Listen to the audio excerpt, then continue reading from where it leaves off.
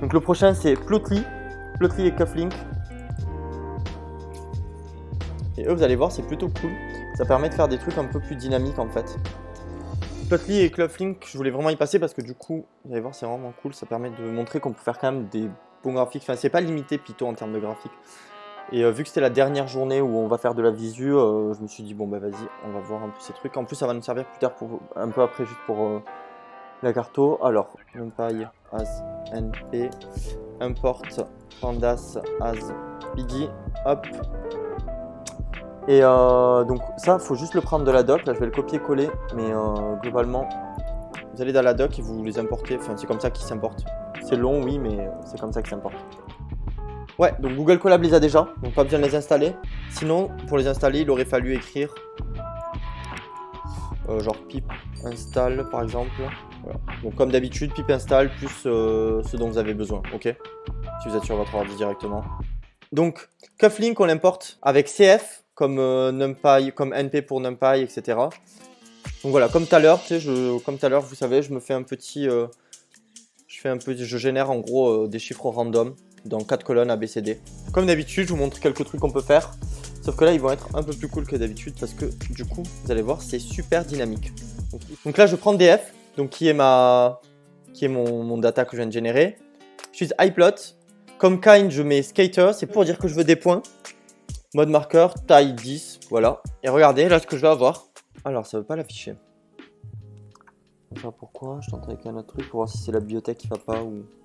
Là, c'est plus le Google Colab qui bug parce que du coup, avec mon Jupyter Notebook, ça marchait. Ouais, je pense que je vais exceptionnellement le faire avec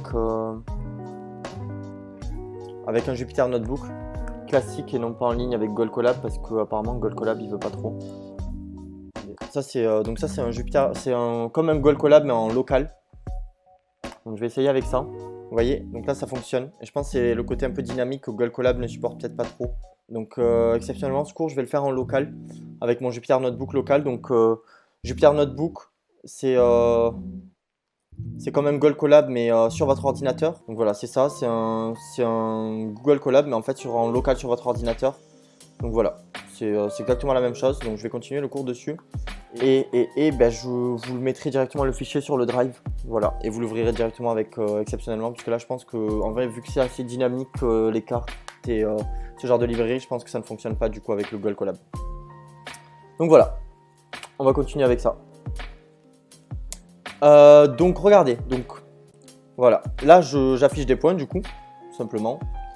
Et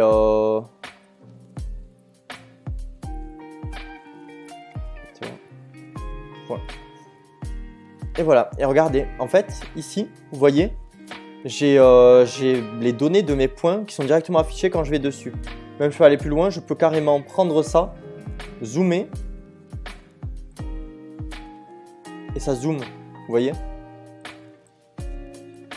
Et j'ai plein d'options ici pour autoscale, reset, prendre une photo par exemple, hop, je fais ça et bam, j'ai directement une photo qui est créée ici, vous voyez. Donc voilà, c'est une librairie qui est vraiment pas mal. Pareil que les autres, on peut faire pas mal de trucs dessus. Donc là, si je fais ça, hop. Donc là pareil, voilà, j'ai mes trucs, je peux zoomer dessus, enfin voilà. Donc là c'est des trucs un peu simples, mais voilà, on peut aller vraiment loin. Attendez, je vais essayer de vous montrer des exemples un peu plus poussés, on va dire. Des box plots, ça peut être pas mal. Donc voilà, les box plots. Vous voyez, pour chaque en vrai, quand vous mettez sur chacune des box plots, vous avez la médiane, les quartiles, etc. qui s'affichent.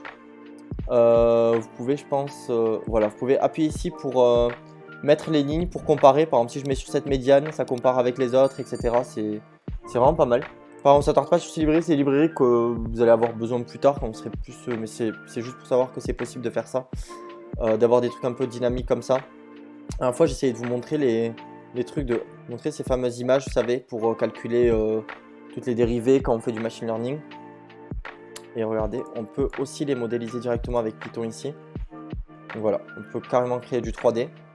Oui, donc c'est quand même assez incroyable. Enfin, dites-vous, vous n'allez pas être limité avec les graphiques sur Python. Il existe plein de librairies et ça va vraiment très très loin. Donc, je vais vous montrer que c'était possible d'avoir carrément du 3D en graphique avec Python. Donc voilà, c'est assez exceptionnel. Enfin, moi je trouve ça assez exceptionnel tout de même.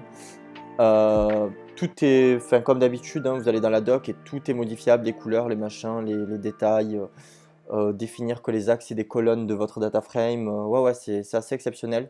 Pour pas que vous pensiez que c'était juste comme Excel avec des petits trucs, mais qu'on peut vraiment aller vraiment très très loin. Donc voilà.